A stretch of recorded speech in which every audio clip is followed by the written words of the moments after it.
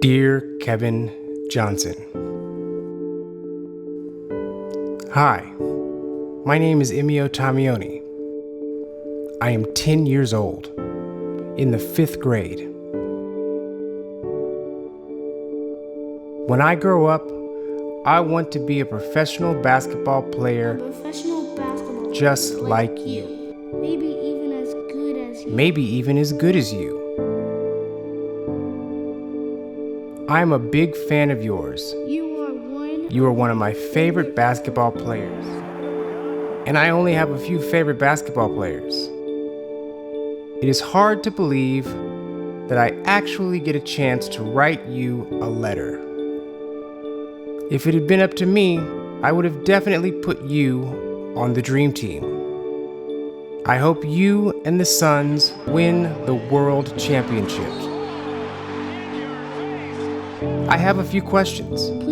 Please answer. When did you decide you wanted to be a professional basketball player? Is it lots of fun being in the NBA? Will you please write back? If you wrote back, that would make me the happiest kid in the whole wide world. Thank you for reading my letter.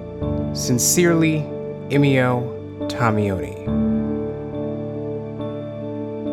P.S. Will you please sign these 3 cards and try to get them back to me as fast as you can, please?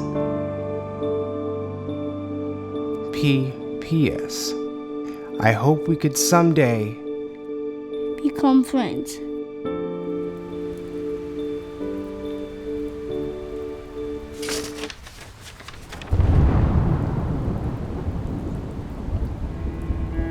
I wrote this letter when I was 10 years old. Somehow I ended up with Kevin Johnson's personal home address, and as any kid would do in the 90s, with the home address of a basketball player, I wrote him a letter. I included 3 basketball cards that I had collected and asked him to sign them. I mailed the letter with more excitement in my little body than I had ever had. 6 weeks later, I received a reply. The envelope included my original letter, my 3 basketball cards, and a note. The note that said Kevin Johnson unfortunately cannot sign these cards. The note appeared to be written by an assistant, leading me to believe that Kevin Johnson never even read my letter. And this began a lifelong resentment towards Kevin Johnson. If anybody knows me, they know how I felt about Kevin Johnson.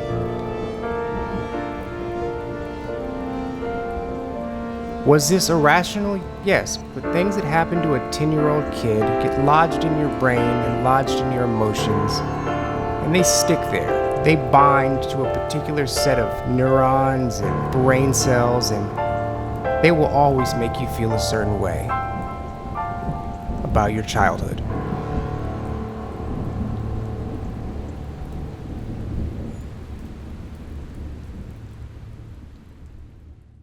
But more than 20 years later,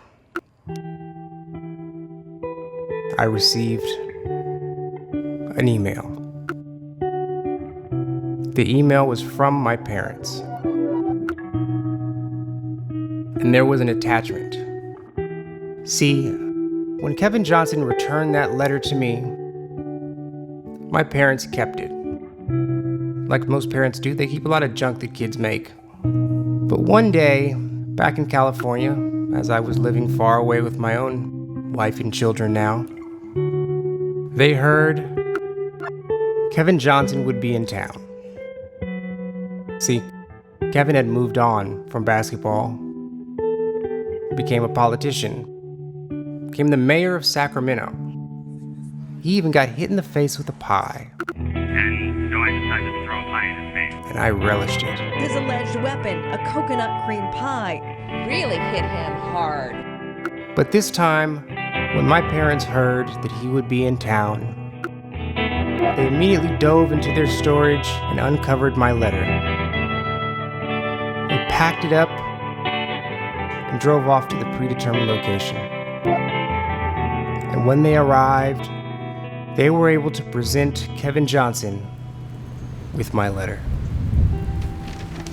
The attachment I received in that email was a copy of my letter. The only difference now, there was an additional note at the bottom.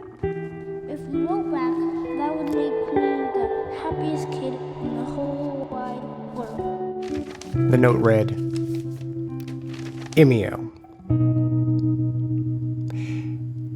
is today the happiest day in the wide world for a grown-up kid? Take care. Your friend, Kevin Johnson.